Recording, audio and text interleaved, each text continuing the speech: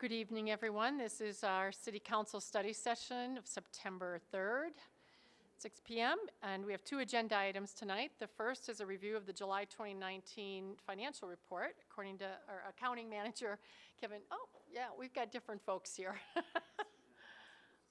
Are you bringing anyone else up? No, I'm the chair. Okay. I keep forgetting your first, introduce yourself.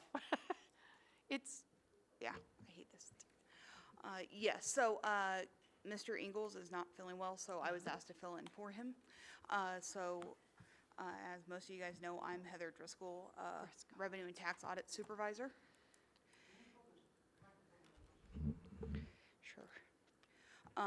I will try my best to answer any questions you have. Otherwise, I will take notes on them and pass them along to Maria Sabata.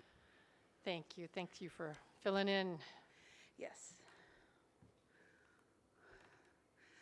I'm here to discuss the July 2019 monthly financial report, obviously. Let's see here. Sorry, these are in a different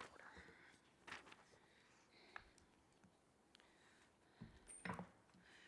Currently, we are 58.3% of the way through our fiscal year, and we are at 62.1% of our budgeted revenues. That is slightly below our 5-year average of 62.4%. The main areas were cigarette tax, intergovernmental revenue, charges for services, and those were due to timing. And then fines and forfeitures, the court said they just haven't had as many this year. And then for the eMRF rents, please refer to the council communication regarding that.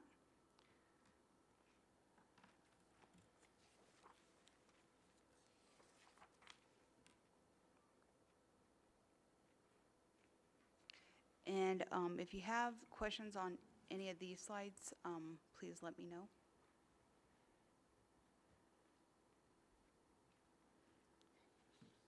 Just for the public, could you go back with the eMRF? And because they may not have read about the timing with that, with the road that needs to be done. Yes, let me get to that. Sorry, 1 second. So regarding eMRF,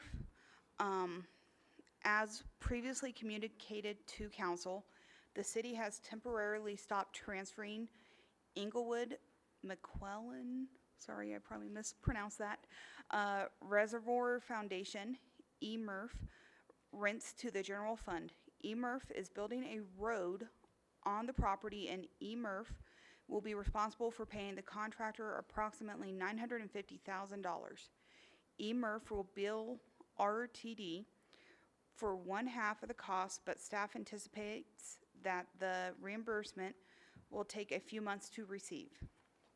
Once the city receives the RTD funds, staff will transfer the amounts to the general fund. If there are no project or reimbursement delays, the city should still meet the budgeted eMRF revenue. Thank you. Sure. Okay.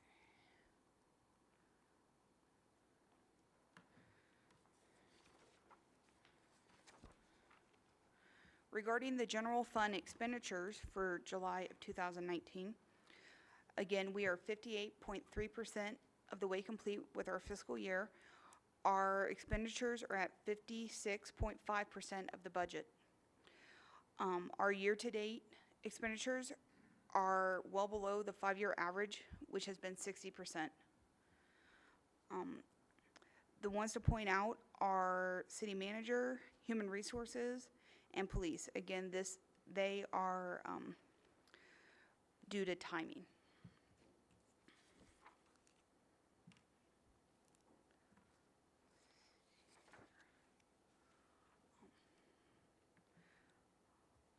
Regarding this slide for the reserve available above policy, I was asked to note that no monies have been loaned from LTAR to Enterprise yet. That is in the works in the next couple of months.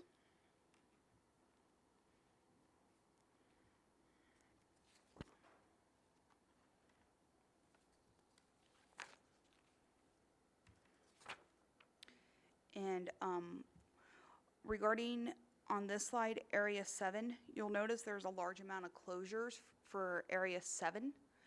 And that is because starting in July of this year, we purged any accounts that had started an application with us, but had not completed the application or responded to any of our communications for 6 months. So we considered them inactive, and so they fell into our closed business pool list. So don't think that we lost 220 accounts, please.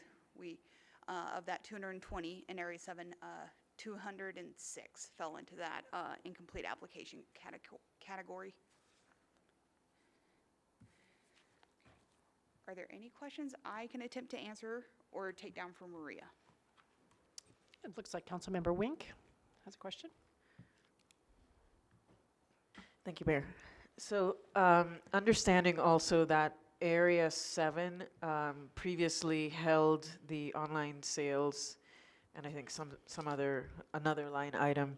I appreciate understanding that and sort of guessing as to the level of change in the regular use, in Area 14 and Area 7, but do we have the total numbers? So we have new businesses and closed businesses. Do we have a total? Like a total number So that I could do the of rest of the accounts math with and us? compare those two?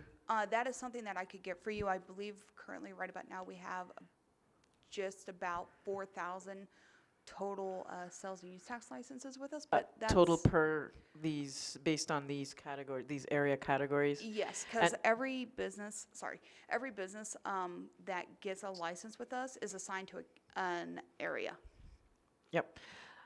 Thank you. Yep. And if that information is somewhere else and I've just overlooked it, please don't neglect to tell me so. No, Thank you. it's not in this presentation. It's in a different one I've given you, but I can gladly get that total number of sales and use tax licenses to you. Sure. Thank you. Any others? Further questions? Seeing none, thank you for jumping in here at the last minute. Not a problem. And keep the finances coming in. Keep the revenue up.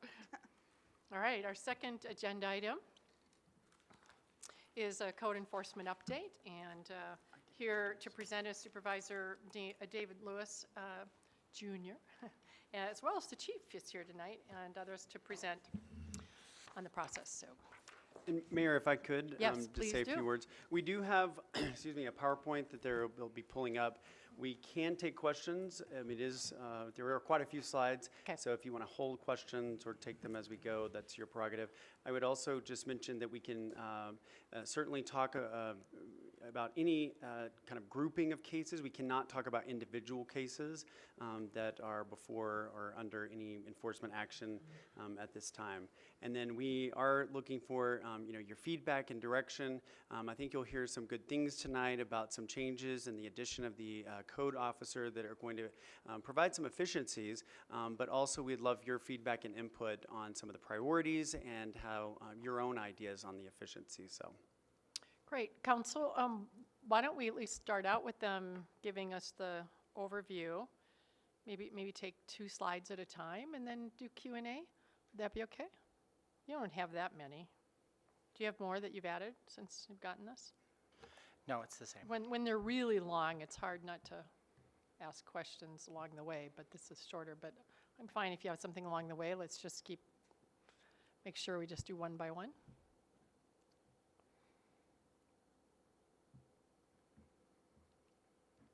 Perfect. Well, thank you for inviting the Code Enforcement Division to come present. Thank you, Mayor Pro Tem, Council, for having us. I'm just going to do You might have to pull it closer. It's really, some of them are better than others at picking it up. How's that? A little better, good. Okay, thanks. perfect.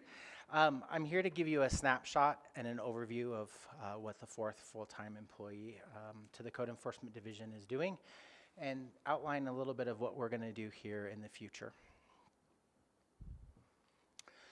First off, I thought it was important just to highlight a few statistics of what the code enforcement responsibilities are and who we're really serving. I think a lot of the public this is good information for the public to understand.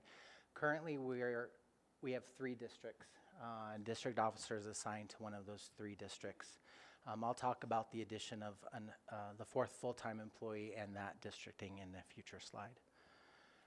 Currently, we have 4 code officers with 1 supervisor, and I think 2 of the things that are most important to highlight here is the number of residential properties that the City of Inglewood the Code Enforcement Division is responsible for, and that's just over 9,200 residential properties that we have here in the City of Inglewood.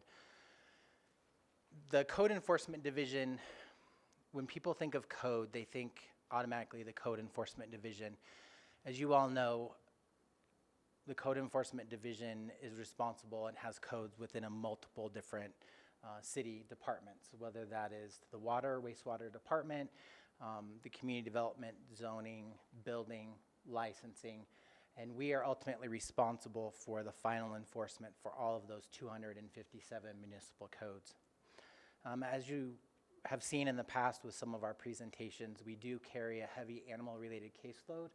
Our caseload's approximately 1/3 animal welfare issues, and they're also some of the most time-consuming just because of the burden of proof that it takes to prosecute animal welfare cases within the municipal systems.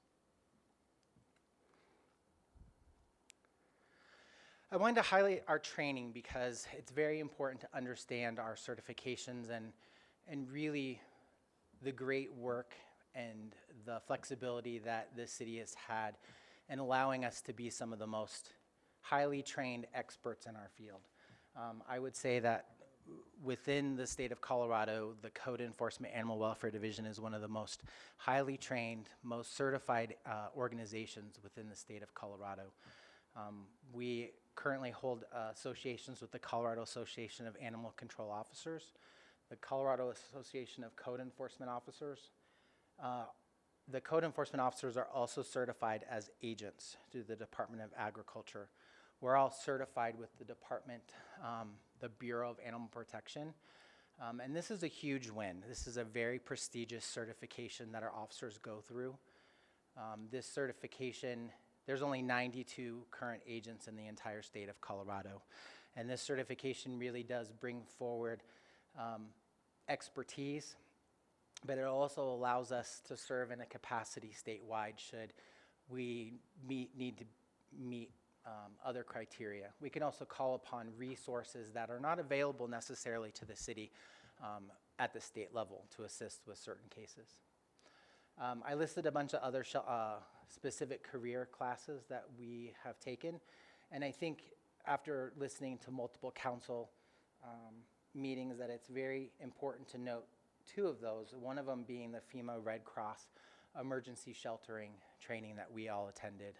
It is a weekend, hands-on, practical course where we can be utilized anywhere a natural disaster in the state may potentially happen with mutual aid agreements. And here, also at home in Inglewood, we have that expertise. We've also recently, as you all know, along the Front Range, we've had an increase in a lot of drug activity and drug-related crimes. And being at the forefront in code enforcement and really statistically proven that code enforcement comes in contact equally, if not more, with certain clientele within our city. And as we're out there inspecting areas, we may come upon laboratories, clandestine laboratories, or items that may be inconsistent with our health and safety rules as it pertains to cannabis growing. And recently we have referred cases to our partners at the South Metro Drug Task Force, as well as the police department in reference to clandestine labs and cannabis growing that may not be consistent with state law or consistent with the municipal ordinances that we have set forth.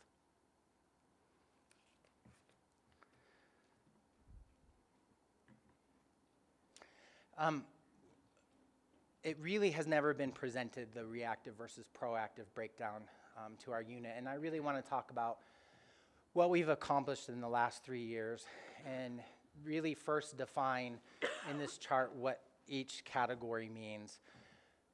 So you would see in these charts from 17, 18, and 19 dispatched. Those are calls for service that have initiated through 911 or the non-emergency phone number, or even from a referral from a police officer that would come into our dispatch center. And that's how we would receive that call for service or that case.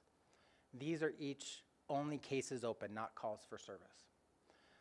The next would be citizen-driven, and this would be calls for service initiated by our citizens or residents that have come in on our inspection line, have been emailed to us, may have come in through utilizing our city app, or may have been transferred to us by another city department.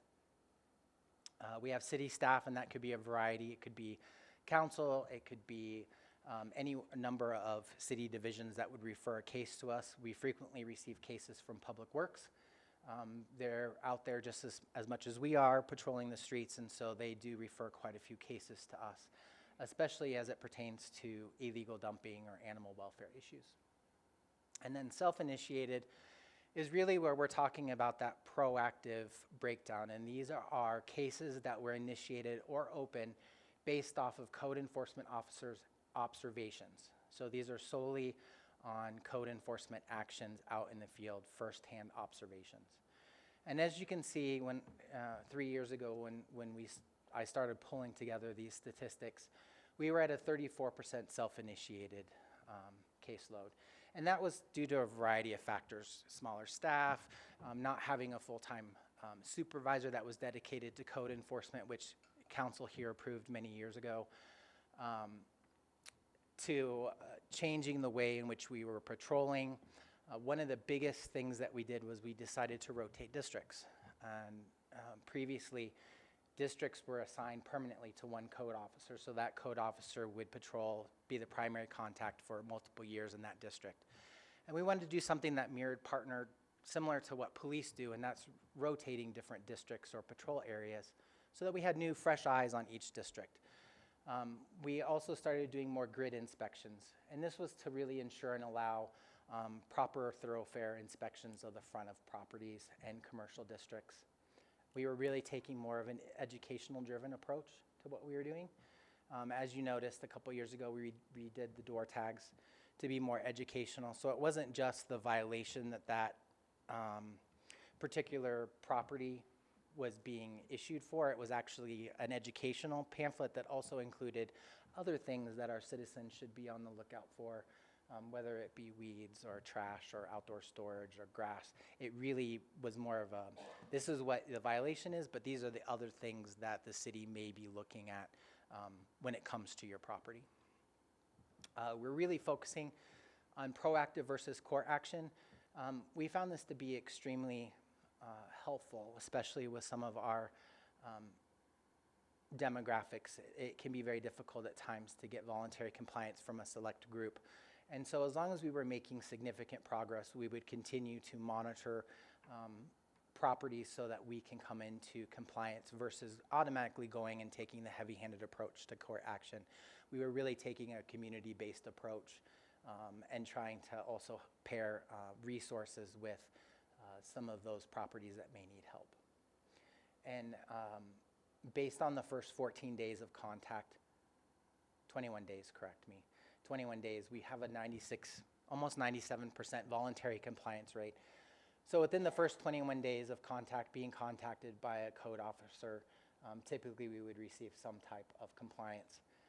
And 3.2% of our cases go directly to summons or have been summoned. And a lot of those are animal-related cases that are really a cut and dry case, or it's an animal cruelty or at large or potentially a dangerous dog situation.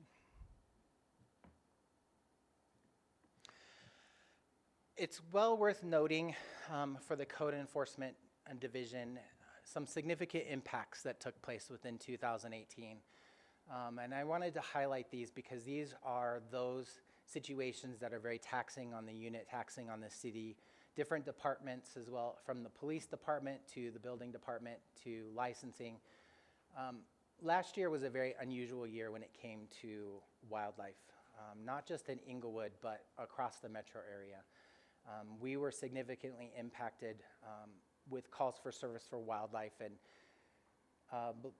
between 2016 and 2018, we've had a 241% increase in calls related to skunks, 76% increase with calls for service related to raccoons, and a 71% increase with calls for service related to coyotes. These are taxing on our resources because it doesn't just take a code officer at times. We want to make sure that we're ensuring the health and safety of that's the better. community, the health and safety of our community. And so it would involve multiple divisions, plus a considerable amount of follow-up time with the Tri-County Health Department, maybe medical facilities, because we really wanted to maintain that a healthy community. In partnering with the Department of Wildlife and the Department of Agriculture, it seems disturbing that we've had this huge increase. And we're not seeing an increase in the number of animals. The concern that we're having is we're seeing an increase in animals that are typically nocturnal. And these animals are exhibiting signs of sickness or injury. And so we're really needing to make sure that we're protecting the health and safety of our community and making sure that we contain any potential hazards to the community. Seasonal, as you know, we have kind of, this year it's been odd, but we have a growing season and we also have a cold weather season. And those really significantly impact what we're doing in the city and how we're responding, whether it's the calls for service or our initiated activities. Court cases, this is very, very time consuming.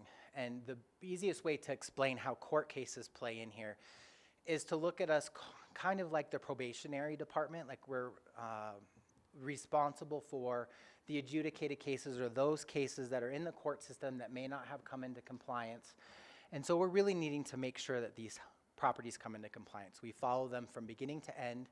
Some of these cases, we had one that was 18 months long, where code enforcement was out every single week with the police department due to some safety concerns, inspecting the property, documenting the property, making court documented case reports, updating the judge, going before the judge monthly to give updates on the case.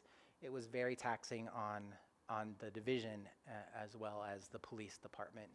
We also at times needed to call in other departments for that case. We have several complex cases which could span multiple months of investigation. Typically those cases are rare, but they do take a lot of time from the Code Enforcement Division for the investigative portion and for any mitigation of health and safety. We had one very, very complex case this last year that involved extensive criminal charges.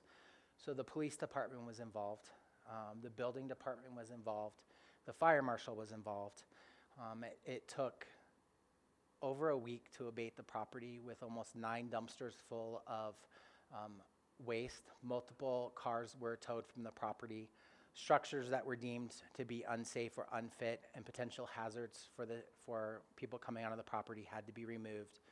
We had to, for a temporary time, extend fencing and monitor the perimeter by the police department and code enforcement to make sure people weren't potentially injuring themselves in something that the city has taken control of. Nuisance properties, this takes a considerable amount of time. We have frequent flyers, as we like to call them, or habitual offenders, who frequently come into compliance, and they go in and out of compliance. And we really want to make sure that we're staying ahead and making sure that they're not coming to not be in compliance with their property. And so we're really following up with them, talking to them, making sure that they're staying proactive with their properties. I apologize. So the impact of the 4th code enforcement official. Thank you very much for that consideration last year. As you can see, we have a hotspot heat generated map that we've presented. And I do really want to thank the GIS coordinator as well as IT. Our code enforcement division is one of the first in the state to utilize such technology to help us drive where our resources are going. And so as you can see with this hotspot map, this is all of our cases from 2018 incorporated into a map. And you can see that there's some clear definitions as to where we're having some concerns. And this is going to allow us to potentially predict future cases and for future concerns. And so we'll be addressing adding the 4th district based off of this hotspot map. Adding the 4th code enforcement official is now going to allow us to have a code enforcement official 7 days a week. I think this is something that the community has been asking for. I've heard them come to council, and I've heard the Code Enforcement Advisory Committee make this recommendation. And so the chief and the commander, we all discussed what would we really use this 4th officer for, and adding that 7-day-a-week coverage is really giving the citizens what they need. We're also looking at some later hours of coverage during peak hours. And so on some of the days, we will have later hours for our code enforcement to really help be more proactive and to also meet with those citizens who do have working hours and really do need to meet with a code official outside of typical business hours. We have one question you're Yes. willing to take. Councilmember Wink? Thank you, Mayor. So did I hear you correctly that you're potentially, with the addition of this 4th code enforcement officer, considering changing from 3 to 4 districts? We will be changing to 4 districts. And will those districts correspond with the police districts? They will be similar. Okay. They're going to be based off of this hotspot map. So the creation of the 4th district will really be highlighted in the center, where that larger area, I don't know if this has a pointer, where that larger area in the center would be. And it also distributes the properties more equitably among the code enforcement officers so that they have not only the demographics of where the violations are, but really distribute the properties to be more proactive amongst the code officers. Okay, thank you, Dave. You're welcome. Mayor Pro Tem also has a question. Thank you. If you're going to divide it into 4 districts, how are we going to have 7 days of coverage? So currently the code officers would be working 10-hour shifts, and so they do have rotating shifts. They will not have, that district may not have an officer. However, there's always an officer available to take emergency calls or urgent safety calls that need to be handled anywhere within the city. Okay, thank you. And then this hotspot map, is it generated from citizen complaints or self-initiated calls? Oh, that's a good question. This is all of the cases that were initiated in 2018.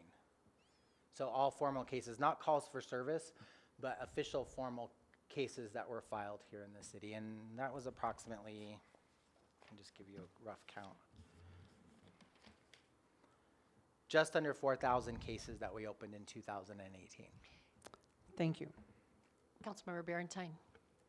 You said that the IT does this map? Yes.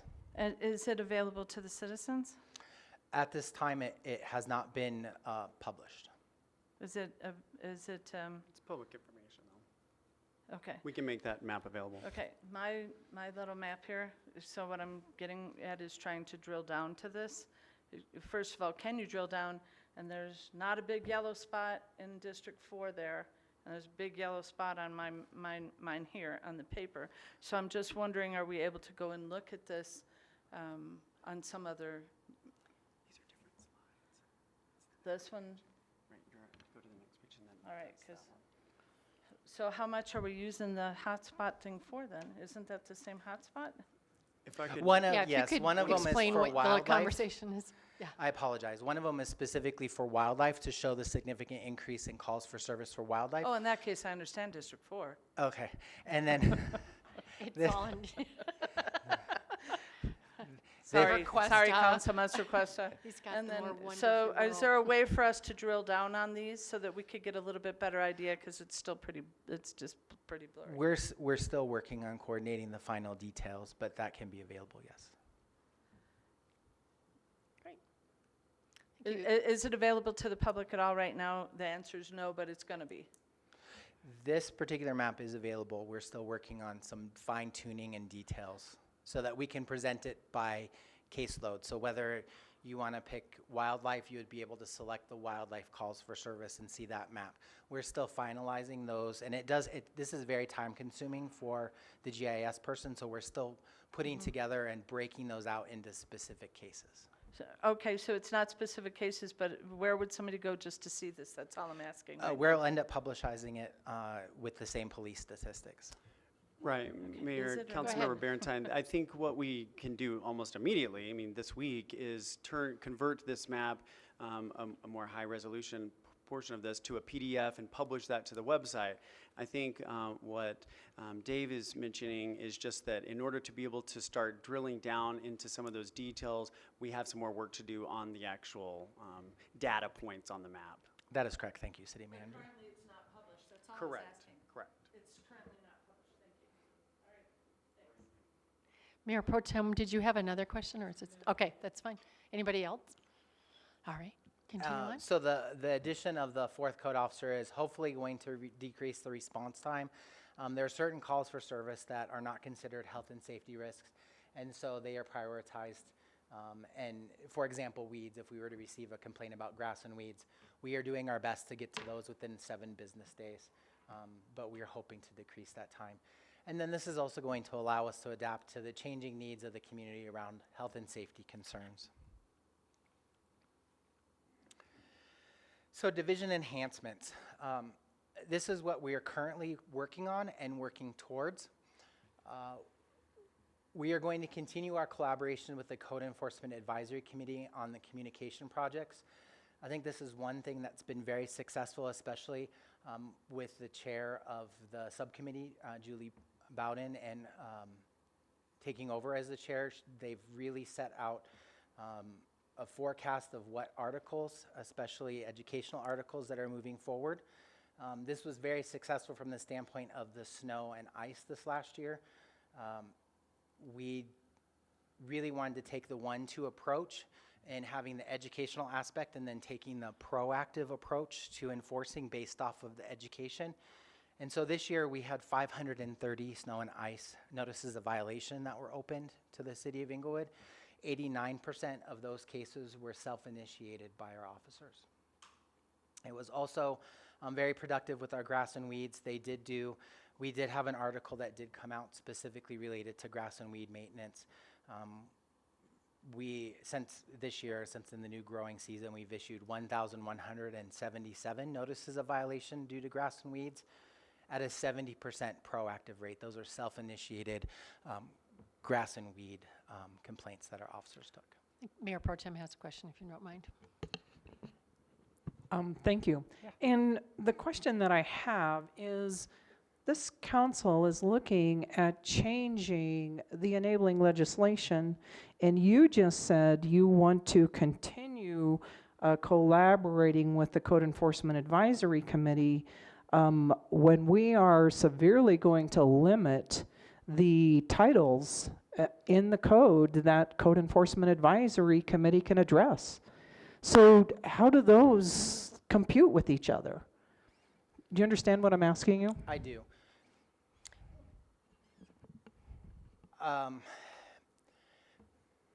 So the Code Enforcement Advisory Committee, I'm not responsible for the aspects of that. They report directly to this body. It's up to this body to determine what you want them to do. It's not up to me. I would say that having one point of contact that is communicated with the Code Enforcement Division, talking specifically about communication strategies and education has been very helpful. So, I mean, in all fairness, there is one point of communication with that committee and Commander Englert. And so I'm struggling with the fact that you're saying the way things are is working well, and now this council is considering changing it totally. Either it's okay the way it is, or it's not okay. Councilmember Wink. Go ahead. Councilmember Wink, did I say that? I wasn't going to say it after all. The point still remains that communication and collaboration will continue with the Code Enforcement Advisory Committee, and I'm glad to hear that on specific points it's been going well, and that you're appreciating the ongoing levels of communication, and with the new chair, I believe you said. Correct. So that's really wonderful for me to hear. Thank you. You're welcome. We took a very new approach last year to some of our cases, and that was specifically collaboration. Last year was the year of collaboration, and that was whether it was with city departments, county or state departments. We have found that multiple departments were having safety and multiple concerns at multiple different properties, and we kind of all were doing our own investigation and enforcement, and it was kind of tangled up in multiple court dates and multiple different divisions. And so we found that with some of our nuisance properties and some of those properties that we're really having some struggles with, that we really come together in a round table and have a bigger conversation as to how can we as a city look at the whole of this property, and how can we as a whole in the city respond to gain compliance for the community. And so that's been very, very successful. One particular case that recently came to mind that involved multiple city departments, representatives from state departments, as well as outside resources, is we were alerted to an animal cruelty case. And this animal cruelty case turned out to be a large-scale industrial rodent and snake breeder that was here in the city. We had to bring in a multitude of different departments to investigate this based off of a multitude of criminal history, some safety concerns. We really worked with PACFA, which oversees breeding facilities, and I'm happy to say that we took this forward to a prosecution with 27 counts of animal cruelty. This breeder, this large-scale breeder, is no longer located in the city of Inglewood and cannot hold a breeding license. So that was a very big success that took a lot of different departments and a lot of time to prosecute. We're looking at and continue to work towards population-specific enhancements. As you all know, we have about a 30% population that's over 55. Many of those are struggling and on fixed income. And we do have a 14% population that's currently below the national poverty level. And so we're really trying to work to try and provide services for those populations. And one such service is we've partnered with the Humane Society of the South Platte Valley to waive medical holds for our dogs. So those seniors are those people who are at risk, who unfortunately may wind up in a hospital, and you know, people really care and are passionate about their animals, and a lot of times will choose to stay with their animals versus seeking medical attention. We've really tried to eliminate that by taking on that responsibility with the shelter and housing these animals in a safe place so that these people can get medical treatment. Could I ask a quick question about Yes. that? How do you find that out even, that maybe someone's trading these things off? Is it by someone reporting to you that This that's is going on, or- a national statistic that has Okay. come out that certain vulnerable populations, especially the elderly population, they really rely on their animal companions. Right. I know that that's occurring, but how do you find out a case like that? It's how You just- how is a case? Let me just understand. How is Yeah. a case referred to us? Yeah, or how do you find out that that's going on with a particular case, that's what's happening? There's this trade-off going on, and I'm not sure Typically, we maybe. would be referred by an intervention, whether it's a police or Okay. medical that has gone on scene and has alerted us to this concern within our community. I was wondering how could we be proactive with that so that seniors in particular would know that there's some resource available, that if they need to go to the hospital or some sort of longer thing, that they Right. know there's some help on the way or some place that could be useful. This is something that we can talk about, and is my next Okay. talking point, is really identifying and providing additional community resources, and that is one thing that would be Okay. great to provide. Okay. Member Berentine? I think that's fantastic that we do that, and I'm really very surprised that we're being that proactive and helping that community of people. Could we get a breakdown of how many people we've actually done that for and how that's looked? You know, what their issues were, how we helped them with the animal, how long they stayed, kind of, so we can get an idea if we're going to pursue this further, what that would look like, what the cost would look like. Do you have an off-the-head figure about how many people we've done that for? I don't, and unfortunately, we don't keep that statistic. I can pull statistics from the shelter as to which ones were put on medical holds, and I can, if you want that to be a council request, I can provide the number of medical holds that we had done within the last Right, because we're year. talking about this within that, and I think Right. this is going to end up being part of a budget thing, because I think you're right. We certainly want to make sure that somebody isn't foregoing medical care because they don't have the animal, and what you said was you're using a national statistic. I really want to know how this is panning out in our community and what kind of pressure it's putting on you and the shelter. And so really specific to the job that you're doing, the identification you're doing, and how it's playing out that way so that we can know how best to support you. Thank Thank you. you. Also, in dealing with this specific population, we have really been working and advocating the services of our shelter, and they do provide low-cost vaccinations along with spay and neuter clinics.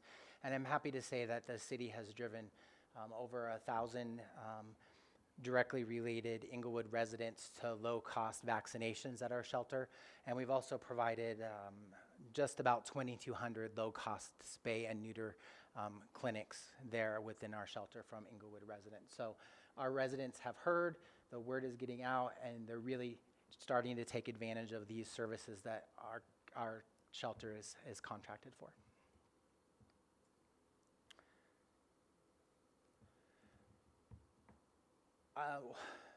One of the things that we have noticed within the Code Enforcement Division in the last couple years is really a need for mental health services. Quite a few code enforcement related cases are specifically attributed to mental health related issues. This city is leading the forefront, and we are setting a great example for having an all health network mental health co-responder available to this city. The Code Enforcement Division is really taking advantage of this, and we're asking the code enforcement, the co-responder to come on scene with us or to follow up with different cases that we found where we believe that mental health related issues are occurring. I do want to say, and this is a huge feather in the cap of this city, that you've recognized this concern. Nationally, not many departments have this. We are very fortunate that we've recognized this, and we are looking at this holistically and looking at how do we keep from overburdening our hospital systems and our court systems with mental health related issues.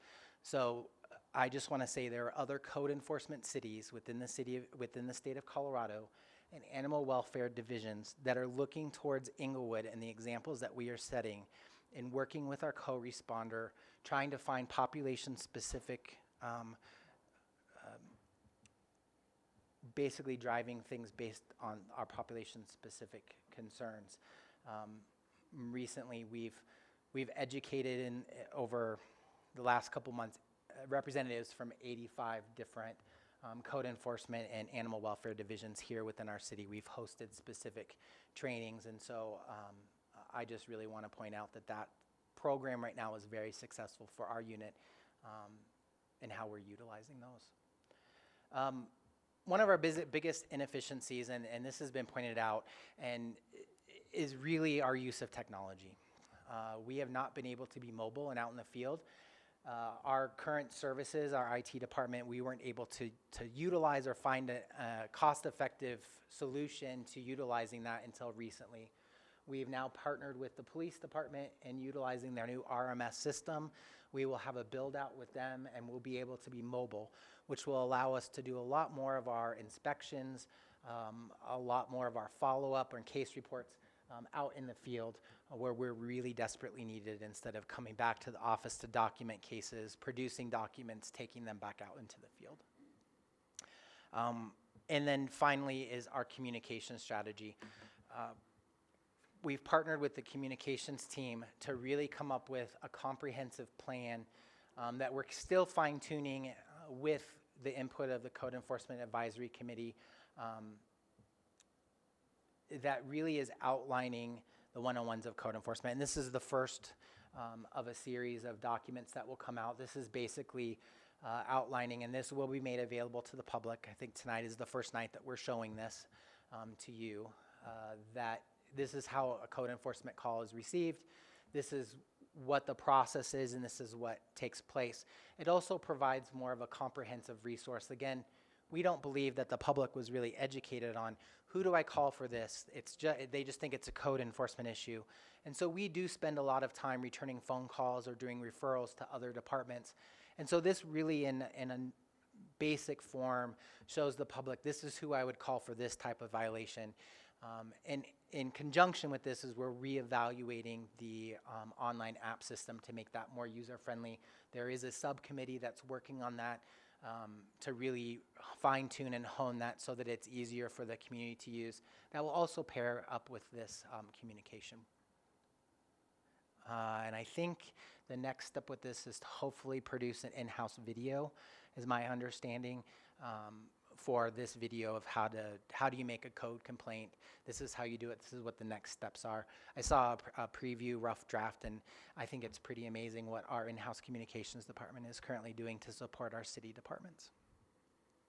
Great, thank you. You want us to give you some direction on some things too as well, right?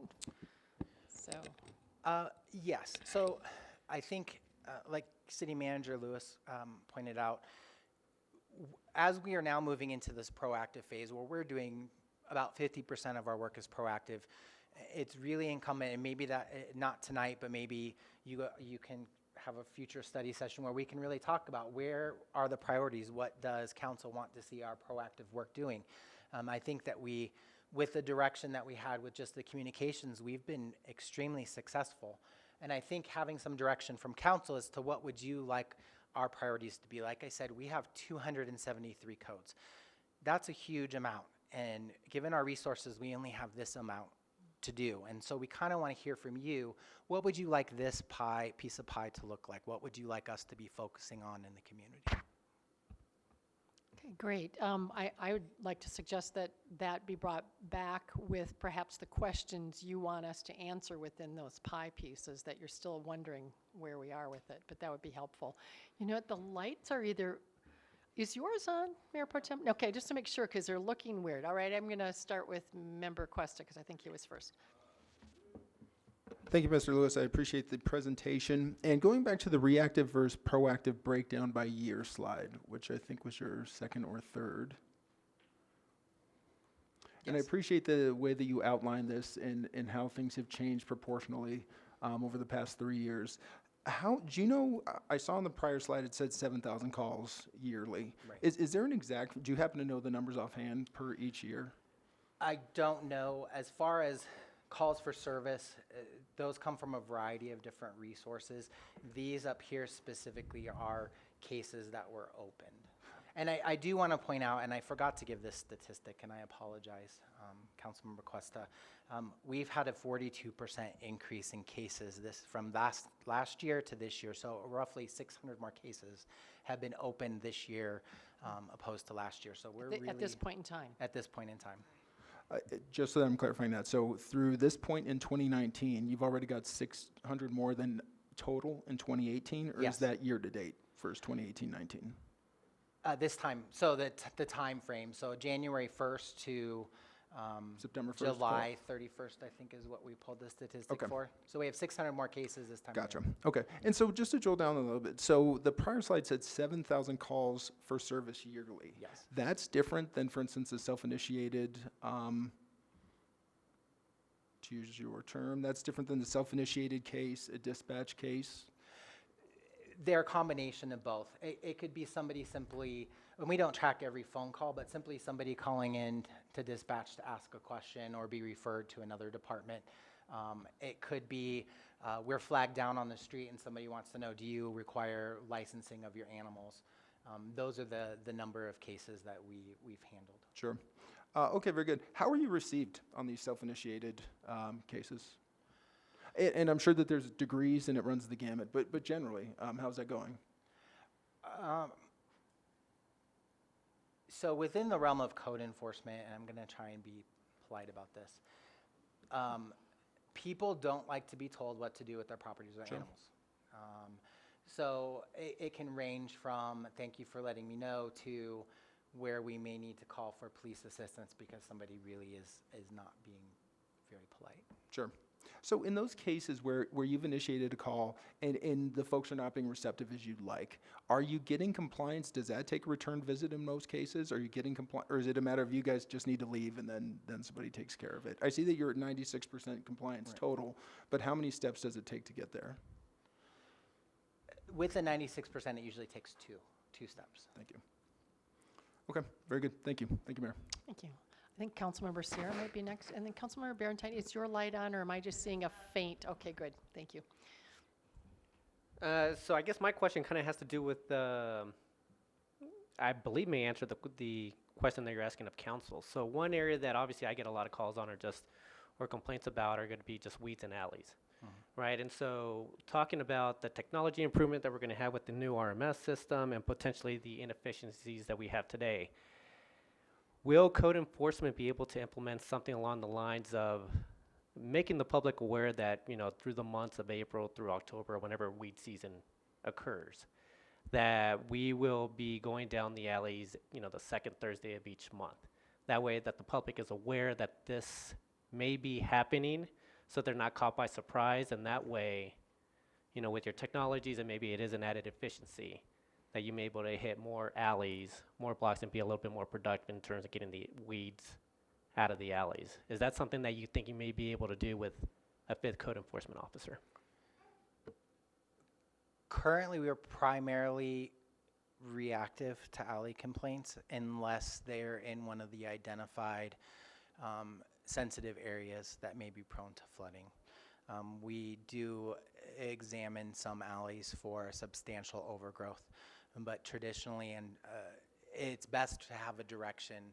Do you want us to primarily focus on this part of the city, or do you want us to really take on working on the alleys, and how would that look? Right. And just to follow up, the reason why I was asking this is that it was one of the reasons that we no longer have alley pickup with some of the trash hauler services. So if it is impacting citizens and the fact that they're no longer able to get trash hauling down their alley, I do think it is something to prioritize. So I think obviously doing a little bit further research into whether or not it's feasible for code enforcement to take that type of action is something that we may want to look at. But I do think that is something that I would consider a higher priority. Obviously, the flood-prone areas would be the highest priority. Animal control, animal welfare would still be the highest priority. But I do believe that this is something that we should at least take a deeper look into it. Thank you. Councilmember Martinez, I think is next. Thank you. Thank you for this presentation. How many nuisance properties do we have, or ones that go back and forth between being in compliance and non-compliance? Just a rough idea. Is it 50? Is it 400? I have no idea. I would say it's roughly around under 20 Under 20. that are consistently within violation, and it's at varying degrees. Okay. I would say that we do have a few identified pretty significant offenders. Okay. Great, thank you. And I was going to echo kind of the sentiments of Councilmember Sierra. One that I hear a lot from citizens is alleys. Obviously, it's on top of mind of a lot of people. A couple of our boards and commissions had talked about doing some kind of alley beautification cleanup outside of what you guys do, but just kind of general, kind of more educational, I guess, saying, because also folks, I think they don't really know that it's their responsibility to keep their alleys clean. So part one is, educating them, and then putting some kind of formal program together with maybe boards and commissions and volunteers to kind of help through that. I think that may help some of what we're dealing with. But other things that I think would be, for me, priorities is pedestrian safety related things. So like sidewalks and things like that, so folks can get to and from where they need to be. So for me, it would be alleys and pedestrian related issues. Thank you, and just if you don't mind me Sure. echoing, I'm happy to come to any board and commission and do a presentation or speak to them or even brainstorm and come up with some ideas. We do have a few ideas that we've talked about within the division, but it really would fall upon multiple city departments and finding a little bit of money to support those. Sure, and it has come up at Culture Arts Commission and Keep Englewood Beautiful and Transportation Advisory, because the alley cleanup kind of touches each of those groups in some way, but we haven't really formalized anything yet, but I think that could get us in one step in the right direction in terms of helping take care of that. Thanks. Great. Councilmember Wink? Thank you, Mayor. So when do we estimate the RMS systems will be available to the Code Enforcement Division? I'll let one of the command staff talk about that. The police Speak up department- into it. The police Thanks. department is going to come online first. Yes. We have the build-out includes some building templates for each of the different divisions. And so we have for detectives, for patrol. We've also had it build out with the forms that code needs to use. There's timing with the IT department as far as when they can acquire the equipment due to their budgetary constraints. And so we plan to have code enforcement up and running the first quarter of 2020. And it's kind of driven by the acquiring the tablets and the printers that they need. And so they're kind of going to fall in step behind the police department. Great, thank you. One final comment. Understanding the positive role that arts and culture and creative placemaking can play in a community in terms of community level change for the benefit, for the better of our community, tells me that it does indeed serve as a benefit to our law enforcement team to liaise with Cultural Arts Commission, for example. I absolutely thought of this earlier, Member Martinez, and Keep Englewood Beautiful, maybe even the transportation group. So I'm glad to hear that you're open to meeting with the members of those groups, and I think the synergy from your different points of view toward a healthy community will only promote progress and successes in our individual efforts. So thank you for saying that. I think Mayor Pro Tem is next, and then Member Cuesta. Thank you. And so my question and comments go back to the 96.8% compliance rate. Is that on self-initiated cases or all of the cases? That's on all of the cases.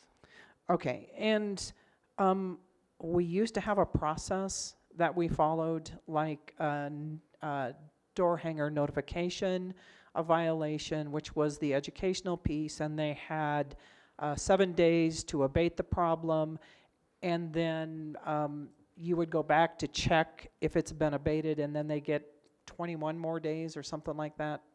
Are we using that process at all? We're still required to follow that process. That's what's outlined in the municipal code.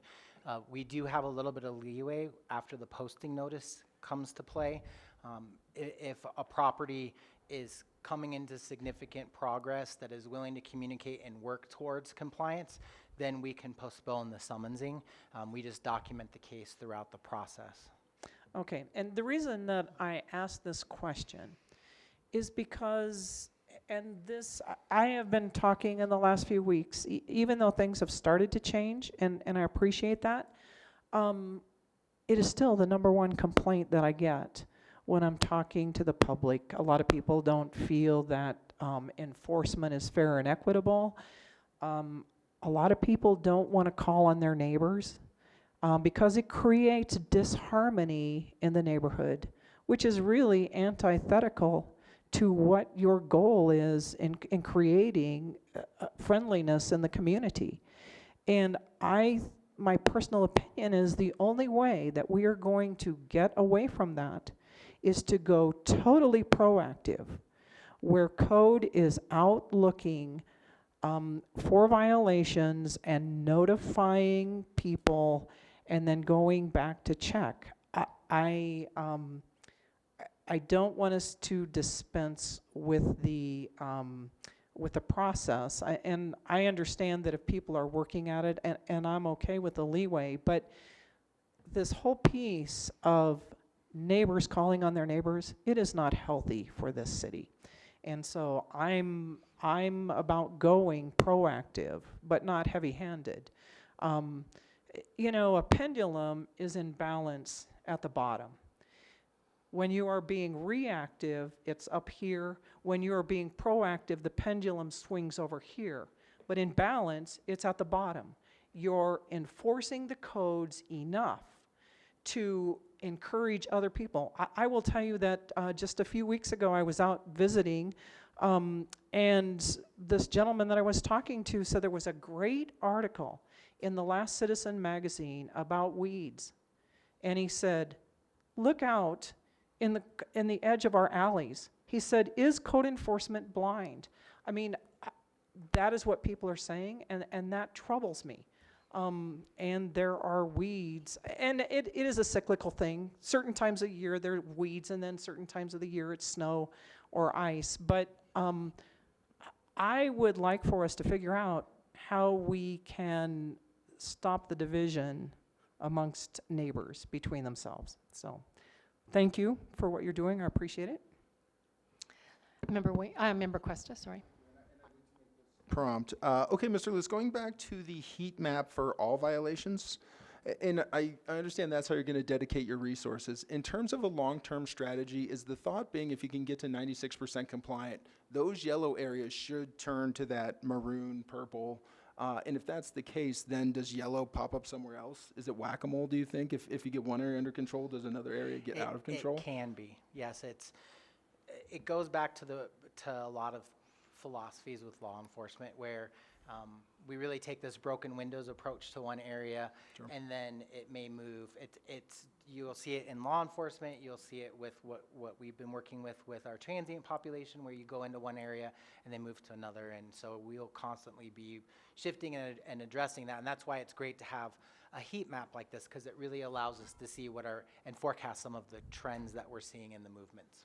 I mean, to me, it's almost like you watch the weather and how it moves across a map, that it could get to that point with some of these. Okay, thank you, sir. Thank you, Mayor.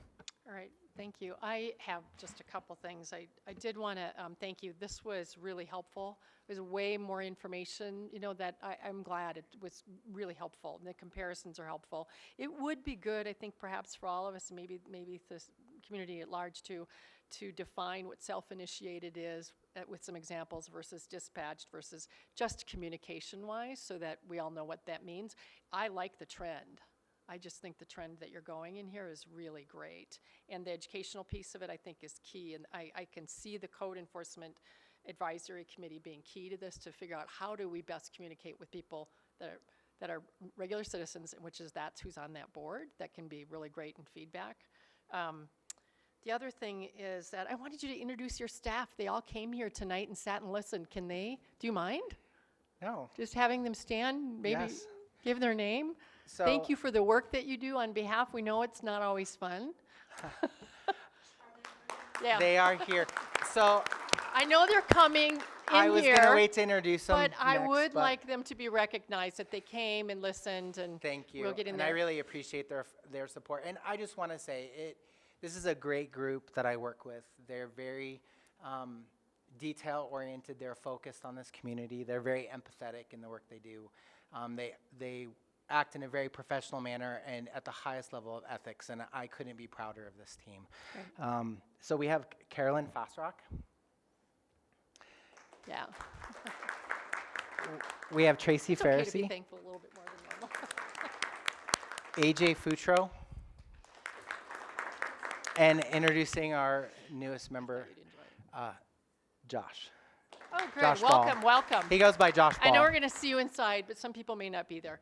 The last thing I wanted to ask is I've had a couple citizens call me and say that they have seen video cameras out when they've made complaints of other citizens taking video of you. Has that been happening?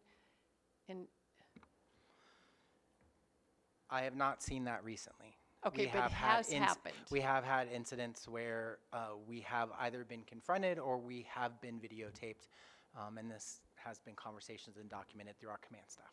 Okay, great. Thank you. I appreciate that. Thanks for your work. We'll see you in there for the celebration, too, of your award. Thanks so much.